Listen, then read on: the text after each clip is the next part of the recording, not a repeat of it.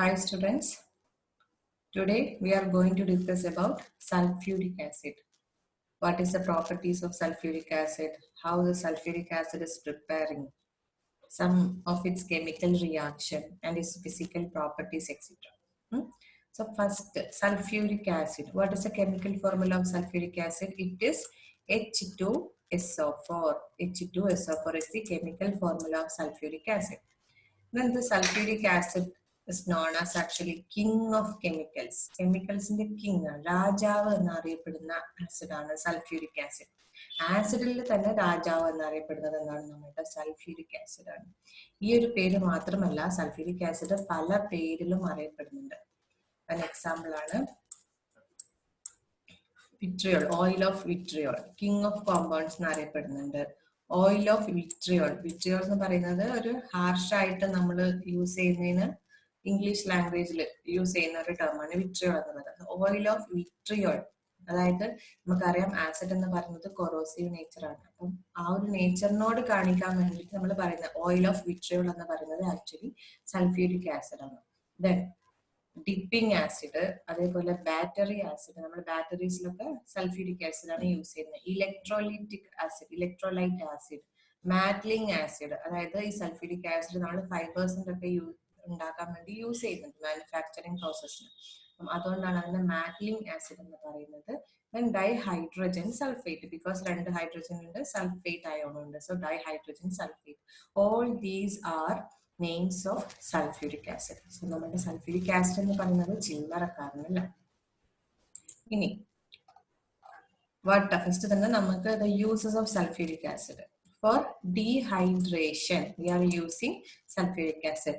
Hydration എന്ന് പറയുന്നത് എന്താ? നനവ് അല്ലെ, വെള്ളം, നനവുമായിട്ട് ബന്ധപ്പെട്ട്, അതായത് presence of moisture or water content, അതിനാണ് നമ്മൾ ഹൈഡ്രേഷൻ എന്ന് പറയാം. ഡീഹൈഡ്രേഷൻ എന്ന് പറയുമ്പോൾ എന്തായിരിക്കും? ആ വാട്ടർ കണ്ടന്റിനെ റിമൂവ് ചെയ്യുന്ന പ്രോസസ്സ്. അപ്പം ഡീഹൈഡ്രേഷന് വേണ്ടി നമ്മൾ എന്ത് യൂസ് ചെയ്യും? സൾഫ്യൂരിക് ആസിഡ് യൂസ് ചെയ്യുന്നുണ്ട്. Then manufacture of fertilisers use ചെയ്യാൻ നമ്മൾ സൾഫ്യൂരിക് ആസിഡ് യൂസ് ചെയ്യുന്നുണ്ട്. റിഫൈനിങ് ഓഫ് പെട്രോളിയം റിഫൈൻ ചെയ്തിട്ട് നമുക്ക് പെട്രോൾ, ഡീസൽ, കെറോസിന്, LPG അതൊക്കെ ഉണ്ടാക്കാൻ നമ്മൾ റിഫൈനിങ് പ്രോസസ്സിൽ നമ്മൾ സൾഫ്യൂരിക് ആസിഡ് യൂസ് ചെയ്യുന്നുണ്ട്. Manufacture of paints, manufacture of fibres, manufacture of explosives, manufacture of other chemicals. Sulphuric acid എന്ന് പറയുന്നത് നമ്മൾ ഇൻഡസ്ട്രിയൽ രംഗത്ത് നമ്മൾ വൈഡ് ആയിട്ട് യൂസ് ചെയ്യുന്ന ഒരു കെമിക്കലാണ്. അതുകൊണ്ടാണ് the sulphuric acid is called as king of chemicals എന്ന് അറിയപ്പെടുന്നത്. King of chemicals. ദെൻ ഇനി നോക്കാനുള്ളത് industrial preparation of sulphuric acid. So നമ്മൾ നേരത്തെ ഇൻഡസ്ട്രിയൽ പ്രിപ്പറേഷൻ ഓഫ് അമോണിയ പഠിച്ചിരുന്നു. What is the name of industrial preparation? That process is known as Haber process. അതേപോലെ നമ്മൾ sulphuric acid ഉണ്ടാക്കുന്ന പ്രോസസ്സിനെയാണ് നമ്മൾ കോണ്ടാക്ട് പ്രോസസ് എന്ന് പറയാം. What is it called? It is contact process. So Haber process is the manufacture of ammonia. Contact process is the manufacture of sulfuric acid. ഈ contact പ്രോസസ്സിൽ main ആയിട്ടും 4 steps ഉണ്ട്. First step എന്ന് പറയുന്നത് sulphur is burned in oxygen to produce sulphur dioxide. H2SO4 ആണ് chemical formula. So അതിൽ എന്തായാലും sulphur വേണം. സോ സൾഫർ ആദ്യം നമ്മൾ ഓക്സിജനുമായിട്ട് റിയാക്ട് ചെയ്യുന്നു. That is the first step. So sulphur is burn in oxygen to produce sulphur dioxide. S+O2 gives SO2. This is the first step. So നമുക്ക് sulphur dioxide കിട്ടി. Then this sulfur dioxide thus formed is allowed to combine with the oxygen in the presence of vanadium pentoxide as a catalyst to produce sulfur trioxide. ഈ ഉണ്ടായ sulphur ഡയോക്സൈഡിനെ വീണ്ടും ഓക്സിജനുമായിട്ട് react ചെയ്തിട്ട് എന്തിന്റെ പ്രസൻസിൽ, ഇവിടെ condition important ആണ്, V2O5. V എന്ന് പറയുന്നത് vanadium ആണ്. സോ വനേഡിയം പെന്റോക്സൈഡ്, കണ്ടോ 5, പെന്റ് എന്ന് പറയുന്നത് 5 ആണ്, 5 oxygen. So vanadium pentoxide catalyst ആണ് ഇവിടെ യൂസ് ചെയ്യുന്നത്. It is a positive catalyst, that is it increase the rate of chemical reaction. So vanadium pentoxide കാറ്റലിസ്റ്റും 450 ഡിഗ്രി സെൽഷ്യസിലും കൂടി നമ്മൾ ഓക്സിജന് കൂടെ SO2 റിയാക്ട് ചെയ്യുമ്പോൾ നമുക്ക് എന്ത് കിട്ടും? സൾഫർ ട്രൈ ഓക്സൈഡ് SO3 കിട്ടും. This is the second step of contact process. Then third step എന്ന് പറയുന്നത് then dissolve this SO3 in concentrated sulfuric acid. നമ്മൾ ഉണ്ടായ SO3 സൾഫർ ട്രൈ ഓക്സൈഡിനെ നമ്മൾ സൾഫ്യൂരിക് ആസിഡ് ഡിസോൾവ് ചെയ്തിട്ട് H2S2O7 എന്നുള്ള ഈ കോമ്പൗണ്ട് കിട്ടും. And this compound is known as oleum. Oleum എന്നാണ് ഈ കോമ്പൗണ്ടിന്റെ പേര്. H2S2O7 ഇമ്പോർട്ടന്റ് ആണ് കേട്ടോ. H2S2O7. സോ നമ്മൾ ഇതുവരെ 3 സ്റ്റെപ്പാണ് പറഞ്ഞത്. First step of contact process is the reaction of sulphur and oxygen to produce sulphur dioxide. Second process is sulfur dioxide react with the oxygen in the presence of vanadium pentoxide and at 450 degrees Celsius to get sulfur trioxide. This is the second step. Third step is dissolution of the sulfur trioxide in H2SO4 sulfuric acid to get oleum H2S2O7. അപ്പൊ നമ്മുടെ കയ്യിൽ oleum ആണ് ഉള്ളത്. ഇനി last step എന്ന് പറയുന്നത് this oleum is dissolving in water, then we are getting what? Sulfuric acid. നമുക്ക് sulphuric acid കിട്ടും. നേരത്തെ മൂന്നാമത്തെ സ്റ്റെപ്പിൽ കിട്ടിയിട്ടുള്ള ഒലിയത്തിനെ വാട്ടറിൽ ഡിസോൾവ് ചെയ്താൽ നമുക്ക് എന്ത് കിട്ടും? സൾഫ്യൂരിക് ആസിഡ് കിട്ടും. So these are the 4 steps in the contact process. ഇവിടെ നോക്കാം തേർഡ് സ്റ്റെപ്പ് സൾഫർ ട്രൈ ഓക്സൈഡിനെ നമ്മൾ വീണ്ടും സൾഫ്യൂരിക് ആസിഡിലാണ് ഡിസോൾവ് ചെയ്തിട്ട് ഒലിയം ഉണ്ടാക്കുന്നത്. പക്ഷെ നമുക്കറിയാം എല്ലാ ഓക്സൈഡ്സും വാട്ടറുമായിട്ട് റിയാക്ട് ചെയ്താൽ എന്ത് കിട്ടും? കറസ്പോണ്ടിങ് ആസിഡ് കിട്ടും. പക്ഷേ നമ്മളിവിടെ SO3 ഈ SO3യെ ശരിക്കും H2O വാട്ടറിൽ ഡിസോൾവ് ചെയ്താൽ നമുക്ക് എന്ത് കിട്ടും? സൾഫ്യൂരിക് ആസിഡ് കിട്ടും, H2SO4 കിട്ടും. പക്ഷെ നമ്മൾ അങ്ങനെ ചെയ്യാറില്ല. കാരണം SO3 reaction with H2O is considered as highly exothermic process. Exothermic process ആയിട്ടാണ് കൺസിഡർ ചെയ്യുന്നത്. അപ്പൊ ആ ഒരു സമയത്ത് നമ്മൾ H2SO4 നോക്കിയാൽ കോൺസെൻട്രേറ്റഡ് H2SO4 ഒക്കെ ആയിരുന്നു ഇങ്ങനെ ഫ്യൂംസ് വരുന്നത് കാണാൻ പറ്റും, നല്ല ഡെൻസ് ഫ്യൂംസ്. അപ്പൊ എന്താണ്? ഒരു ഫോഗ് ലൈക്ക് ഫോർമേഷൻ. ഫോഗ് എന്ന് പറഞ്ഞാൽ ഒരു മഞ്ഞ് പോലെ, നമ്മൾ കോടമഞ്ഞ് എന്നൊക്കെ പറയുന്നില്ലേ. അപ്പം SO3 and H2O reaction is highly exothermic. അപ്പൊ അതുമൂലം ആ ഒരു ടെമ്പറേച്ചർ കാരണം ഒരു ഫോഗ് ലൈക്ക് അപ്പിയറൻസ് ഉണ്ടാവാൻ ചാൻസ് ഉണ്ട്. സോ ആ ഫോഗ് ഉണ്ടായി കഴിഞ്ഞാൽ ഫർദർ ഡിസൊല്യൂഷൻ ഉണ്ടായിട്ട് ആസിഡ് ഉണ്ടാവുന്നത് എന്തായിരിക്കും? അത് റേറ്റ് കുറയും. പിന്നീട് അതിന് കൂടുതൽ SO3ക്ക് വാട്ടറിൽ ഈ ഫോഗ് കാരണം ഡിസോൾവ് ചെയ്യാൻ കഴിയില്ല. അങ്ങനെ നമുക്ക് വേണ്ടത്ര അളവിൽ സൾഫ്യൂരിക് ആസിഡിനെ മാനുഫാക്ചർ ചെയ്യാൻ പറ്റില്ല. അതുകൊണ്ടാണ് നമ്മൾ തേർഡ് സ്റ്റെപ്പിൽ SO3യെ വാട്ടറിൽ ചെയ്യാതെ H2SO4 ഡിസോൾവ് ചെയ്തിട്ട് നമ്മൾ ഒലിയം ഉണ്ടാക്കുന്നത്. ആൻഡ് ദിസ് ഒലിയം നമ്മൾ വാട്ടറിൽ ഡിസോൾവ് ചെയ്തിട്ടാണ് actually we are manufacturing sulfuric acid, and the process is known as what? Contact process എന്ന് പറയുന്നത്. Okay, അപ്പം this is the preparation of sulfuric acid. So you can see a flow chart here. First the step എന്താണ്? Sulfur plus oxygen giving SO2, sulfur dioxide. Then the sulfur dioxide reacts with the oxygen in the presence of vanadium pentoxide and at 450 degrees Celsius. Then we are getting what? SO3, sulfur trioxide ആണ് കിട്ടുന്നത്.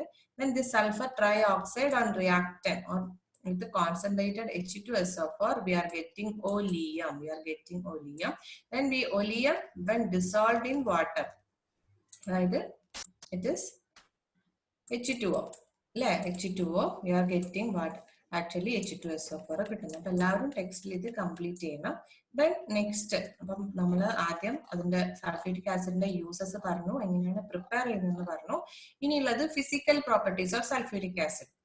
Acid എന്താണ്? Colourless gas ആണ്. Then comparatively high viscosity ഉണ്ട്. Compare to water high viscous ആണ്. Viscosity എന്ന് പറയുന്നത് അതൊരു density.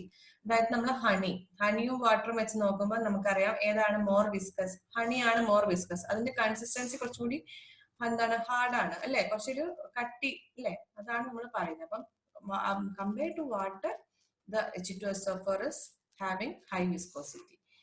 Corrosive nature ആണ്. എല്ലാ ആസിഡിനും ബേസിനും എന്താണ്? കൊറോസീവ് നേച്ചർ, അതായത് നശീകരണ സ്വഭാവം. അപ്പം ഹൈലി കൊറോസീവ് ആണ് ദിസ് സൾഫ്യൂരിക് ആസിഡ്.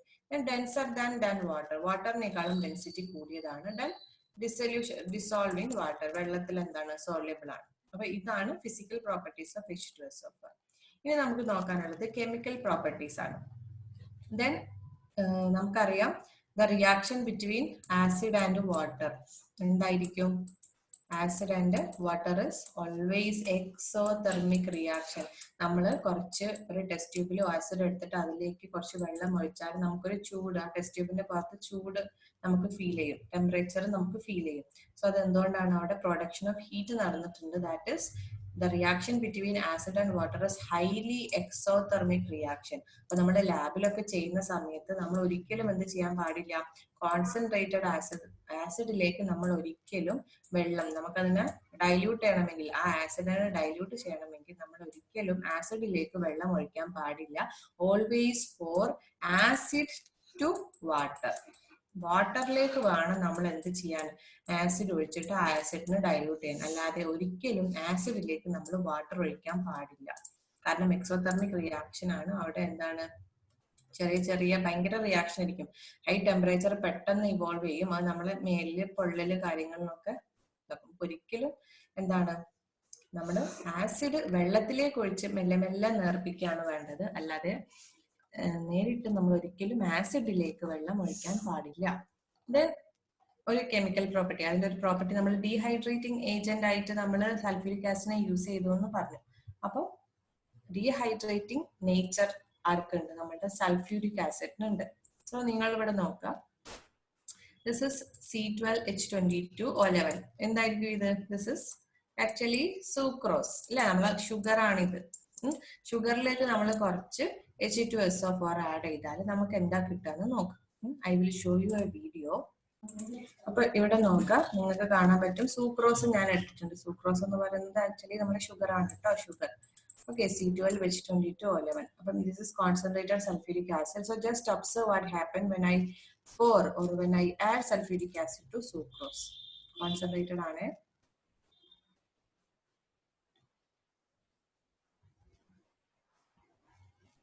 ഇത് നന്നായിട്ട് stir ചെയ്യും.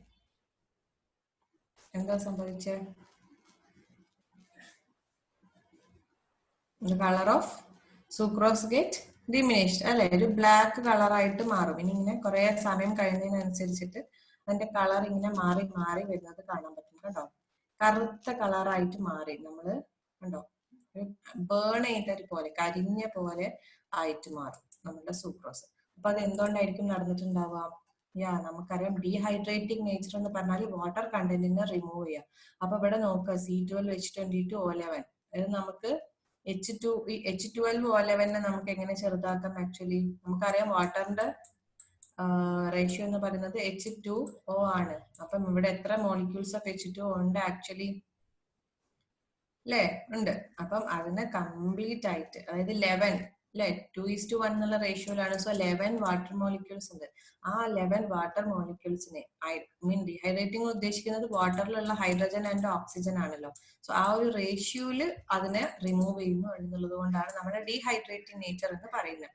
സോ ഉണ്ടോ, ആ വാട്ടറിനെ റിമൂവ് ചെയ്താൽ നമുക്ക് എന്തേ ഉണ്ടാവുള്ളൂ? ഇവിടെ കാർബൺ. വാട്ട് ഇസ് കാർബൺ എന്ന് പറഞ്ഞാൽ എന്താ? ആക്ച്വലി കരിയിലെ കരിയാണ്.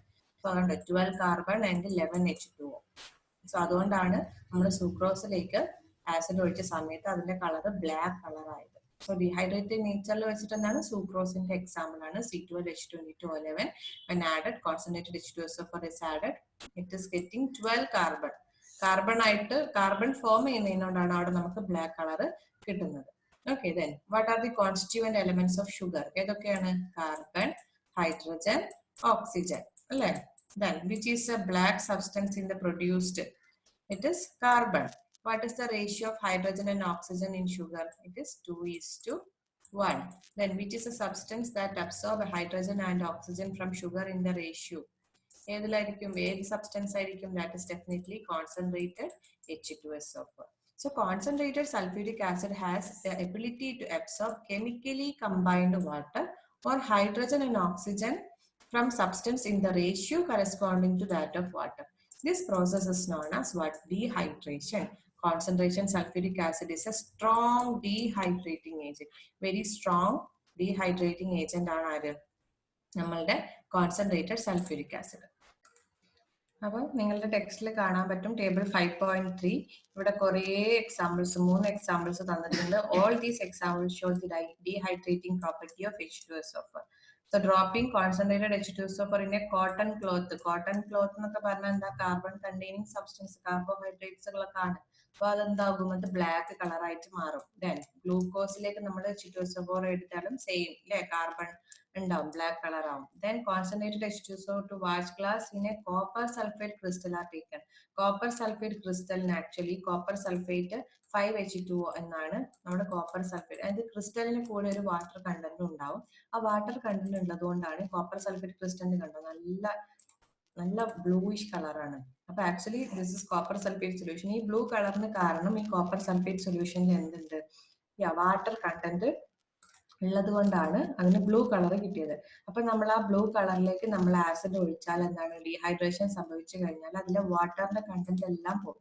വാട്ടറിന്റെ കണ്ടന്റ് പോയി കഴിഞ്ഞാൽ കോപ്പർ സൾഫേറ്റിന് ഒരു വൈറ്റ് കളറാണ്. കണ്ടോ, ഒരു വൈറ്റ് കളർ നിങ്ങൾക്ക് കാണാൻ പറ്റും. പിന്നെ നമുക്കത് വീണ്ടും വെള്ളം ഒഴിച്ചാൽ വീണ്ടും എന്തായിട്ട് മാറും, ബ്ലൂ കളർ ആയിട്ട് മാറാണ് ചെയ്യാം.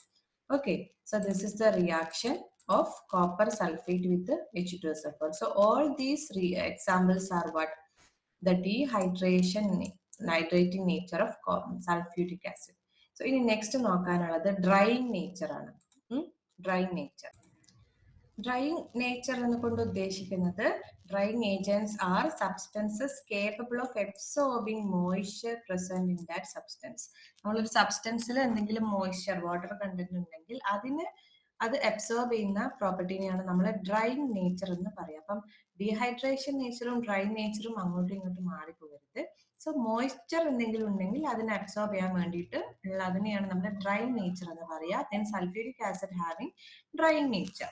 അപ്പം അതിന് വേണ്ടിയിട്ട് this concentrated sulphuric acid is used as drying agent in the preparation of chlorine SO2 HCl, HCl2 chlorine SO2 HCl ഒക്കെ ഉണ്ടാകുന്ന മാനുഫാക്ചറിങ് പ്രോസസ്സിൽ നമ്മൾ അതിൽ എന്തെങ്കിലും ഉണ്ടാകുന്ന H2O വാട്ടർ കണ്ടന്റ് ഉണ്ടെങ്കിൽ അബ്സോർബ് ചെയ്യാൻ വേണ്ടിയിട്ട് നമ്മൾ കോൺസെൻട്രേറ്റഡ് H2SO4 യൂസ് ചെയ്യും.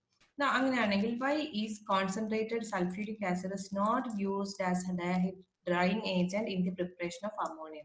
അമോണിയ ഉണ്ടാകുന്ന ഹേബർ പ്രോസസ്സിൽ എന്തുകൊണ്ട് H2SO4 ഡ്രൈയിങ് ഏജന്റ് ആയിട്ട് യൂസ് ചെയ്യുന്നില്ല എന്നാണ് ക്വസ്റ്റ്യൻ. നമുക്കറിയാം ammonia, what is the nature of ammonia? It is basic in nature അല്ലെ, ബേസിക് ഇൻ നേച്ചർ ആണ് അമോണിയ. ദെൻ നമ്മള് സൾഫ്യൂരിക് ആസിഡ് എന്താണ്, ആസിഡ് ആണ്, ആസിഡിക് നേച്ചർ ആണ്. So sulphuric acid drying agent ആയിട്ട് നമ്മൾ യൂസ് ചെയ്താൽ നമുക്കറിയാം ആസിഡും ബേസും എന്താണ് റിയാക്ട് ചെയ്യും അല്ലെ, റിയാക്ട് ചെയ്തിട്ട് സോൾട്ടും വാട്ടറും ഉണ്ടാവും. അപ്പം നമുക്ക് അമോണിയക്ക് ഡ്രൈയിങ് ഏജന്റ് ആയിട്ട് സൾഫ്യൂരിക് ആസിഡ് യൂസ് ചെയ്താൽ നമുക്ക് അമോണിയ കിട്ടൂല, പകരം നമുക്ക് അമോണിയന്റെ സാൾട്ടേ കിട്ടുള്ളൂ. അപ്പൊ അതുകൊണ്ടാണ് അമോണിയ മാനുഫാക്ചറിൽ നമ്മൾ സൾഫ്യൂരിക് ആസിഡിനെ ഒരു ഡ്രൈയിങ് ഏജന്റ് ആയിട്ട് യൂസ് ചെയ്യാത്തത്. നെക്സ്റ്റ് എന്ന് പറയുന്നത് reaction of sulphuric acid with salt.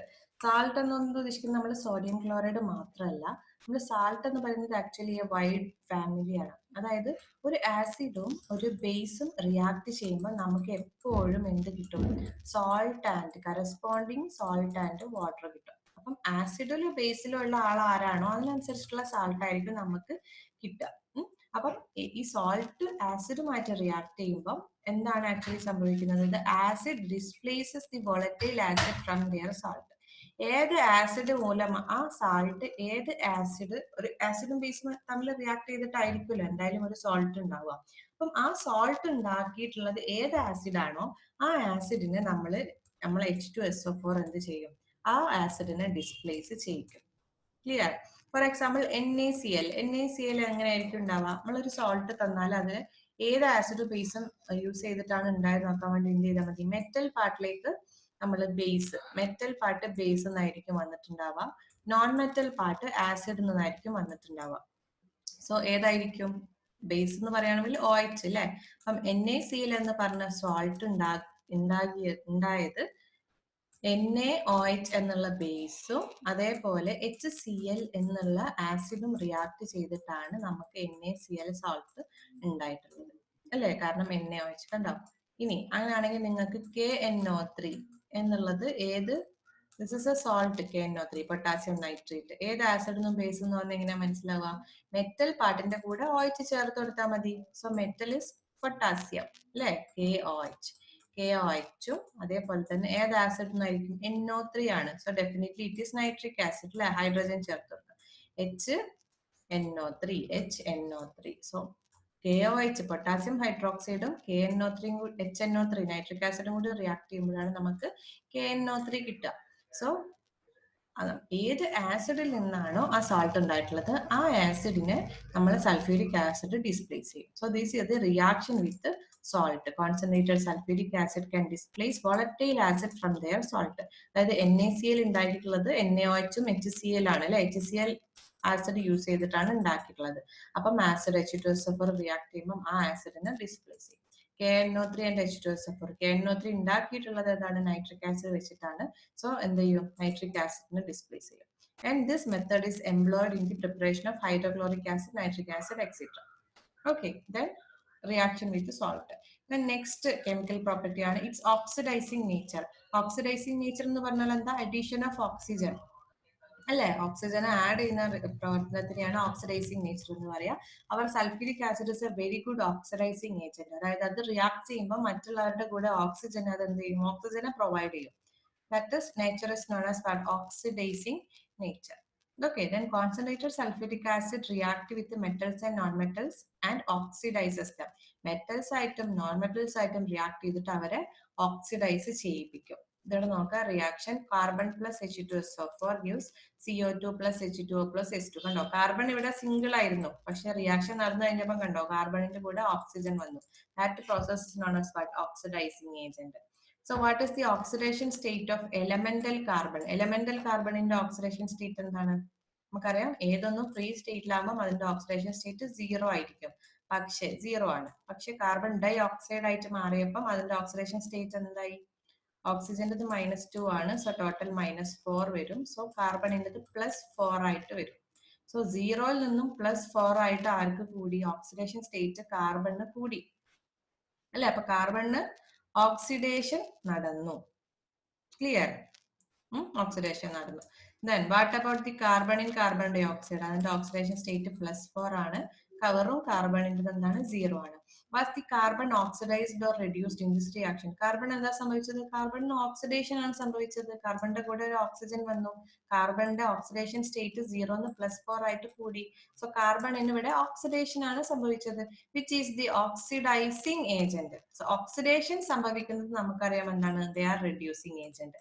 അതേപോലെ റിഡക്ഷൻ നടക്കുന്നവർക്കാണ് ഓക്സിഡൈസിങ് ഏജന്റ് എന്ന് പറയാം. സോ H2SO4 എന്താ പറ്റിയെന്ന് നോക്കാം. സൾഫറിന് ഓക്കെ, ഇതിൽ ഓക്സിജന്റെ -2 ആണ്. സൾഫറിന് അപ്പൊ ടോട്ടൽ ഇവിടെ ഹൈഡ്രജന്റെ +1 വരും.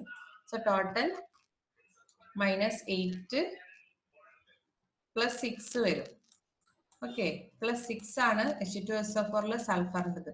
നേരെ മറിച്ച് SO2 ആകുമ്പോൾ സൾഫറിന്റെ ഓക്സിഡേഷൻ സ്റ്റേറ്റ് എന്തായിട്ട് മാറി? This is -4 ആയിട്ട് കുറഞ്ഞു. സോ +6ൽ നിന്നും +4 ആയിട്ട് നമ്മുടെ സൾഫറിന്റെ ഓക്സിഡേഷൻ സ്റ്റേറ്റ് കുറഞ്ഞു. സോ ഓക്സിഡേഷൻ സ്റ്റേറ്റ് കുറയാന്ന് പറഞ്ഞാൽ ദാറ്റ് ഇസ് റിഡക്ഷൻ ആണ്. റിഡക്ഷൻ നടക്കുന്ന ആളായിരിക്കും എന്ത്? Oxidising agent. അപ്പം സൾഫ്യൂരിക് ആസിഡ് എന്താണ്? ഓക്സിഡൈസിങ് ഏജന്റ് ആണ്. ഓക്കെ, അപ്പം അതേപോലെ ഇങ്ങനെ ആയിരിക്കും നിങ്ങൾക്ക് പല ഇക്വേഷനും തന്നിട്ട് അതിൽ ഓക്സിഡൈസിങ് ഏജന്റ് ആര്, റെഡ്യൂസിങ് ഏജന്റ് ആരെന്ന് ചോദിക്കും. So see the reaction given below. Is copper oxidized or reduced in this case? Copper എന്താ സംഭവിക്കുക? ഫ്രീ കോപ്പറിൽ 0 ആണ്. Then copper sulfate ആകുമ്പോൾ സൾഫേറ്റിൻ്റെത് -2 ആണ്. കോപ്പർ എന്തായി മാറി? +2 ആയിട്ട് മാറി. അപ്പൊ 0 ന്ന് +2 ആയിട്ട് കോപ്പർ മാറി. സോ കോപ്പറിന് ഓക്സിഡേഷൻ ആണ് സംഭവിച്ചത് അല്ലേ? Then ഇപ്പൊ റെഡ്യൂസിങ് ഏജന്റ് ആയിരിക്കും ഏതായിരിക്കും? ഇത് ഓക്സിഡൈസിങ് ഏജന്റ് ആണെങ്കിൽ ഡെഫിനറ്റ്ലി H2SO4 is സോറി ഇതിന് ഓക്സിഡേഷൻ ആണ് സംഭവിച്ചതെങ്കിൽ H2SO4 റിഡക്ഷൻ ആയിരിക്കും സംഭവിച്ചിട്ടുണ്ടാവുക. റിഡക്ഷൻ സംഭവിക്കുന്ന ആളിനെയാണ് നമ്മൾ ഓക്സിഡൈസിങ് ഏജന്റ് എന്ന് പറയാം. Okay, so that is about the oxidising nature. ഇനി ഐഡന്റിഫിക്കേഷൻ ഓഫ് സൾഫേറ്റ് അയോൺ. അതായത് നമ്മൾ സൾഫ്യൂരിക് ആസിഡ് വെച്ചിട്ട് നമ്മൾ ചെയ്യുമ്പം കിട്ടുന്നതാണല്ലോ സൾഫേറ്റ് അയോൺസുകൾ. അതായത് SO4 H2SO4 ആണ് നമ്മളെ സൾഫ്യൂരിക് ആസിഡ്. അപ്പൊ അതിലെ 2 ഹൈഡ്രജൻ അയോൺസ് ആയിട്ട് വിട്ട് കൊടുത്താൽ ആസിഡ് നമുക്കറിയാം ഹൈഡ്രജനെ വിട്ടു കൊടുക്കുന്ന ആളാണ്, ഡൊണേറ്റ് ചെയ്യുന്ന ആളാണ്. സോ ഹൈഡ്രജനെ ഡൊണേറ്റ് ചെയ്ത് കഴിഞ്ഞാൽ സൾഫേറ്റ് അയോൺ SO4 2- അല്ലെ -2 ആയിട്ടുള്ള സൾഫേറ്റ് അയോൺ ആയിട്ട് മാറും.